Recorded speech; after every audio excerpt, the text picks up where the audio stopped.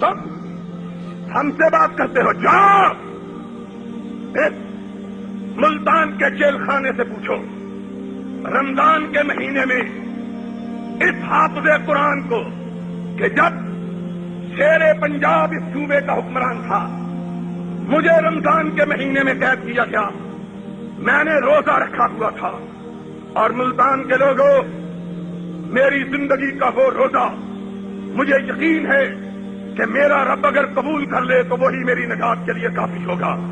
क्यों कि वो रोजा जालिमों ने इतना दराज किया कि 48 घंटे के बाद मैंने इफ्तार किया था, मुझको पानी न दिया गया और मुझको रोजा इफ्तार करने की इजाजत न दी गई। उस वक्त यहां एक SSP हुआ करता था जो शेरे पंजाब का जाती मुलाजिम समझा जाता था। उसने कहा झुक जाओ। मैंने कहा मुझे वहाबी माने जना है, झुकना नहीं सीखा है। कहा झुक जाओ। मैंने कहा कि काबिल के सामने गर्दन विफाश यारों की कटी है बरसरे मैदान मगर झुकी तो नहीं। उसने कहा झुक जाओ, जहां कोई पत्ता भी हमारे हुक्म के बगैर पर नहीं मार सकता।